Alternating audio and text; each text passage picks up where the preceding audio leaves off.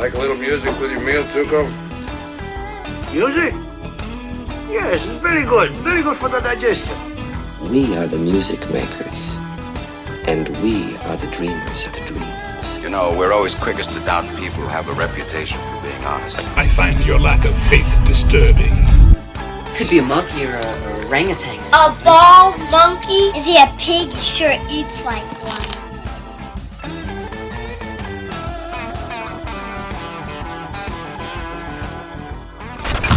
Time for Full Court Press with Connor. He has hot takes from In the Paint, tough picks from the top of the key, and the best scoops on the NBA from downtown.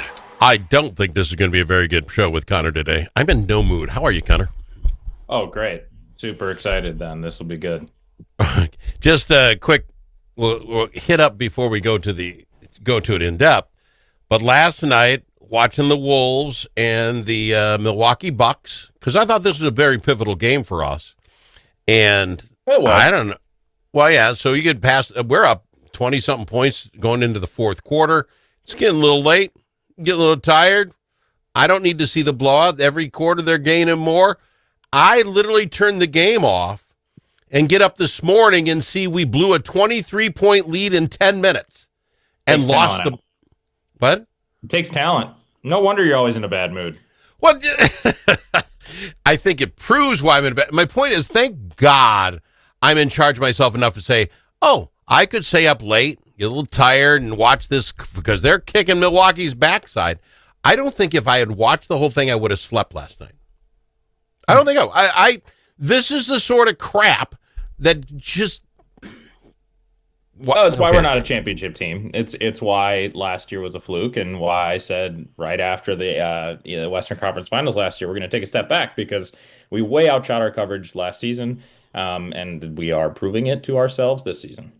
Okay, so all last week I was bringing up that we are tied with the four other teams, Clippers, Warriors, Grizzlies, now the Nuggets, all tied at 18 below. And we literally, if you look at L.A. in third place, is only one game ahead of that.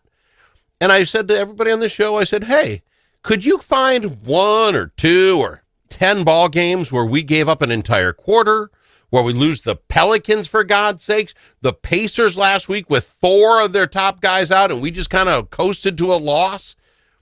You take 2 of those, Connor, we're in third place. Right. We're now in 8th place in a game behind those 4 teams because we gave up a 23-point lead. This team doesn't want to win. This team has no clue how to win. I'm sorry. They've got the talent. They don't have the mind space for this. Yeah, I mean, we've been seeing this since the beginning of the season when we had unbelievable amount of turnovers and sloppy basketball. The truth is that's all Denver fired their coach. What's going on in our back office? Okay, and give me that. I want to talk about that. That's the big news story. So Denver and the Nuggets, who are the Denver and the Nuggets, for God's sakes, are in the champion or the NC of fourth round, third round last year. They have been sliding, but until yesterday they were in 4th place in the West. How do you fire your coach? Yeah, I mean, the truth is the NBA is one of the most cutthroat, as far as I'm concerned, leagues when it comes to head coach expectations. Denver won a championship with Mike Malone a handful of years ago. They have the best player in the world, but when you can't hold yourself and win a handful of games in a row with the far and away best player on the planet, you need a change. And it starts with the coach. Okay, then do this. How does Finch in any way keep his job? Well, that's kind of what I'm saying. At a certain point, the Oregon, now maybe the Minnesota is going to go easy because they're in the middle of selling and, all these kinds of things. But, at a certain point, the NBA does not have a long tolerance, and it's what have you done for me lately? I would contend more than maybe professional baseball. They change managers quite a bit, but you don't have a lot of runway in the NBA. I mean, who was it? Was it Boston 2 years ago fired their coach and they were the number 1 seed or whatever? Yeah. I mean, this stuff happens. And so it's. But is that giving up on the? Is this to spurk the Nuggets to pick it up? I mean, they're tied for 4th place. I mean, is that a move for them, or are they giving up on this season now? No. Because clearly they think that this assistant that they elevated, might have a different approach, or maybe they probably talked to Jokic and a couple of other players. He's got 3 games. He's got 3 games before the playoffs start. Yeah, I think clearly the ownership or the GM or whatever in Denver, the back office, or front office, I should say, they felt that Mike was hindering the ability. I'm sure at this point, if they don't change and start winning a couple of games, like you said, they have no runway left. I would imagine more changes will be made. All right. Let's start on the East. Again, things don't change much. I think Boston has made a very good move to catch up to Cleveland. They're 4 games back, but at one point that was 11 or 12. I mean, when we were talking midseason, this was a runaway. Those two, obviously, the cream of the cream. You got the Knicks after that, 13 games out. Anything in there? The Pacers, they beat us, but who doesn't? This has been a two-pony race since the first week of the season. Cleveland and Boston are clearly far and away the best teams. I don't think anyone gives them any trouble in the playoffs. And, frankly, I imagine they'll end up in the Eastern Conference Finals against each other. All right. That, other than some positioning in the East, that's all done because whatever, 11 through whatever, all eliminated already. They can't make themselves back. So it's like Miami and Chicago could switch. There's not much. Yeah, there's not much that's going to switch in all of that in the next 3 games. Pretty home. Orlando and Miami. Orlando and Atlanta probably make it out of that whole heap, something like that. And they get absolutely trounced by Cleveland and Boston in the first round. All right, so that's a done deal. Let's go to break early because we've got lots to talk about on the WestCon, and we'll do that right after this. It's Connor's Full Court Press. Dust from livestock buildings can be harmful to your animals and to you. Coughing animals can lead to costly vet visits and other serious health problems. Now there's an environmentally safe solution for your dust problems. It's called DustLock. DustLock can control the dust all summer long with just one application. Protect your animals and your health with DustLock. Learn more at dustlock.com. Do you have a closet full of old videos, photos, slides, or films? Regain that space and preserve those memories for future generations. Visit archivinglifemedia.com or call 952-829-8018. See how safe and simple it is to digitize all your media. Gain peace of mind knowing that all those important memories will be saved and can be seen and shared again. Do it today. Check out archivinglifemedia.com or give them a call, 952-829-8018.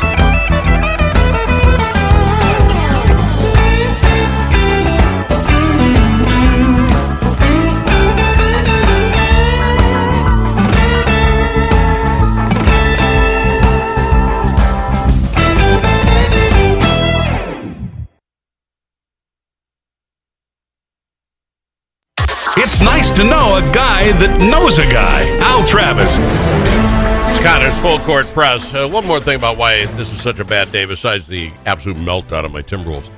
You wouldn't happen to watch the Twins last night, did you? Oh, I didn't. Not much for baseball, Al. Okay, that's fine. So this never happens in my home, but the wife had nothing to watch. She goes, watch whatever you want. So between it was a glorious evening. Timberwolves, go back. Timberwolves, Twins, the Housewives weren't on or something? No, it was a free day. I don't know. These things happen once in a while in 30 years. Was it a holiday yesterday? I don't know, but they were on. So here's the thing. We're all tied up, one apiece in the 8th inning. The bottom of the 8th inning is all tied up. Guy hits a grounder to the pitcher. And much like my boys when they played 6th grade baseball, got the ball, launched it so far over the first baseman's head, this cat goes, not just to get the first base, he got a triple. It was so far out of play when he threw it down the line, the guy gets a triple. They hit him home, and they win the flipping ball game. Al, the amount of heartbreak yesterday. Maybe you should stay away from those housewife shows. Too many soap opera type things. You're not going to be able to handle it. My heart's not going to handle it anyway. So that's why I'm in a bad. I spent a lot of time watching sports last night, and they all caved on me. All right, now go back to the soap operas. I think that's a safer place for your. I don't disagree. I do not disagree. Oklahoma City Thunder. Funny, they had lost a couple of people. Ooh, what's going on, Oklahoma City? You look. They've won 8 of their last 10. They're 13 games ahead. I don't know if they're resting people. This team has no issues. They beat teams by over 12 points a game. I mean, on average, just clobbering everybody. Houston Rockets have picked it up again. The sleeper from the whole season. We did not know they're going to be here 8-10 in their last 10, or 8-2 in their last 10 ball games. They're for real, Connor. Yeah, I watched them play Golden State the other night. Ended up kind of clobbering Golden State. The game was close. Golden State was ahead. I thought, wow, this is more the Houston team that I expected, coming down the stretch. But tell you what, the youth and the length, they've got a lot of size. Again, just like we talked about all year, rebounding, bully ball. They are a decent ball club. The truth is, I called them wrong. I thought for sure they'd be falling, and they haven't, and I don't know that they will. Is the big trade, the immaculate trade for the Lakers, working or not? 5-5 in their last 10. They lost their last ball game. I think the Clippers are going to overtake them in this. Yes or no? The Clippers sure could, but the bottom line is the trade clearly worked. I mean, they were a play-in team at best, possibly not a play-in team, and they bring in probably the second best player in the world. Respect to Shai Gilgeous-Alexander, who's going to win the MVP, but Luka Doncic is clearly a difference maker. Now, they're 5-5, but somehow that's good enough to be in third place in a very tight race here. So, I don't think. Okay, but you're 5-5, and let's say they split their last 4. You tell me either Nuggets get their stuff figured out, which they probably won't, but you're going to tell me Golden State or the Clippers or the Grizzlies. 2-2 in the next 4 won't get it done for LA. Yeah. But they had such a strong run when Luka came over that they're in a position to have goofed up the last 10 games. No, I don't. I think this is going to be an interesting battle between both LA teams, Denver, Golden State, and Memphis. I mean, it'd probably be Denver or Golden State if I had to put money on it. But man, that is a tough race. Well, Denver's falling, right? I mean, we can see that. I don't know what they do. I don't know if this coaching change fixes them. Minnesota plays the Grizzlies. I presume my team's going to want to win that. You'd hope so. But goodness gracious. But the Warriors are on a tear, 7-3 in their last 10. I thoroughly believe the Warriors move up. I think they beat Los Angeles total in this whole thing. They're going to be the 3rd or 4th. I don't know where the Clippers end up. Nuggets fall, but I don't think they fall out. I just see Memphis and Minnesota beating each other up. You can't discount how good having Head and Shoulders best player in the world. I mean, the guy is unbelievable. It was last week or the week before we were talking about a 62-point triple-double. I mean, the guy is Nikola Jokic is an unbelievable basketball player. The second best player is a couple of slots below him. But clearly the rest of Denver has slowed down since they were on a championship run, and it felt like they were the new team to be kind of the dynasty. Supporting cast hasn't been as good, and that's why they're down there battling to be a playoff team. All right, fair enough. Phoenix Suns, that's not the only thing. Do they have any chance? I mean, technically they're not eliminated yet. By Golden State last night, and Kevin Durant being all moody, I don't think they have any chance. What happens with Durant? There was talk about Golden State, talking Minnesota. Golden State in the offseason. And will he change his attitude? I'll tell you, you watch this guy play basketball right now, not a fan. Not a fan at all. If Jimmy Butler can behave and win a bunch of games, I think just about anybody can get plugged into that Golden State system and have success. And how long? Okay, and with the young kids, I don't think Kuminga's come along like he should have. Or no, currently. I think Moody, Kuminga, maybe Jimmy Butler, but Moody, Kuminga, a bunch of picks probably get sent to Phoenix for Kevin Durant. Okay, but my point is, how long do they have then? Durant's an older guy.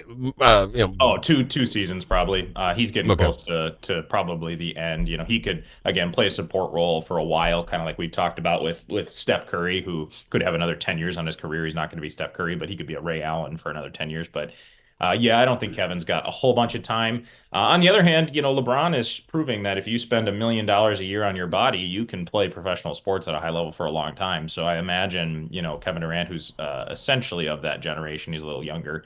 Maybe he's taken some notes. All right, let's take a real quick at the Warriors because I do think they're moving up. They play San Antonio, should be a win. Portland will be a good game, should be a win.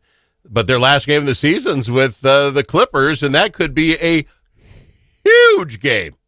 Yeah, I think that's kind of the matchup now. The difference between a Minnesota Timberwolves and a Golden State is you have a high degree of confidence that Golden State can lock in and win the games they need to. You don't necessarily think it's likely that they lose to a Portland or a San Antonio, even though I think San Antonio is on the up and up, by the way. But you know, a couple of seasons they'll be relevant. But you don't expect Golden State's going to drop those games that you're very frustrated with that Minnesota does, and I don't expect that they will either.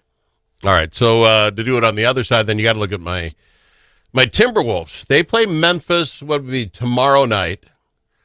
Again, it must win. You have to win the game to even have a shot of possibly not have to be in the play-in series. Yep. And I'm like, okay, that should, and talent-wise, and I know they got Ja, and Ja's a great player, yada, yada. I think we match up very well with them. I think this is a team we can absolutely win.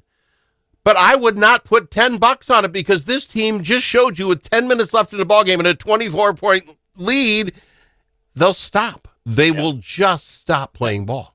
Yeah, worst case scenario for Minnesota is they lose that Memphis game, they end up in the play-in, and then they find themselves playing Oklahoma City for 4 games at the first round, and that is likely. Well, and that's the problem. And then you get Brooklyn and Utah. Yeah, we could play them, but they could be almost worthless ball games by then. That's the issue. You know, they don't mean anything because you're expected to win those 2 out of 3, and I just don't know that we have it. So any other of the teams, let me get it up here, that we should talk about. Yeah, you know, I mean, I think Denver's schedule is probably a relevant thing to be looking at. You know, they are statistically one of the best teams still in the league, top in field goals, you know, top 5 in most things. They've got Sacramento, Memphis, Houston. So they've certainly got the toughest schedule, I would say, of those teams that are in that hunt. You know, with 2 teams that are at least bubble and certainly one that's obviously Houston, you know, arguably one of the better teams. I do think that it's interesting that the Clippers have been able to sort of launch themselves into contention. James Harden's been playing well. He's got some decent players around him that have played well. They've got Houston, Sacramento, Golden State. So I do think Golden State probably has the easiest schedule. And it probably will come down to that game against the Clippers. All right, that's fair enough. Do me a favor. You always give us a look at the ball games. I mean, obviously tomorrow I think with the Timberwolves and Memphis, we got to watch that for us. We've been saying this for weeks, Al, but every game now is relevant. And it's interesting. The NBA did a good job apparently when they put the schedule together because all these teams playing are you know, need the wins. Houston and the Clippers play tonight. Tough one for the Clippers. And again, if you're the Clippers, you have to win. Good luck. Denver plays Sacramento and Golden State plays San Antonio.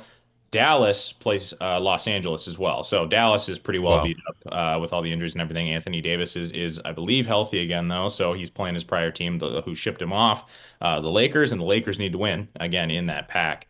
So tonight's just packed. And again, like you said, Minnesota plays Memphis tomorrow. And if they don't win it, basically get ready for the play. Get ready for Houston or Oklahoma City. That's pretty much the situation there. Let's run that down quick. Either one. I mean, obviously you don't want Oklahoma City, and we'll say, well, we beat them during the regular season. This team can't beat anybody 7 games like that with that quality. Sorry.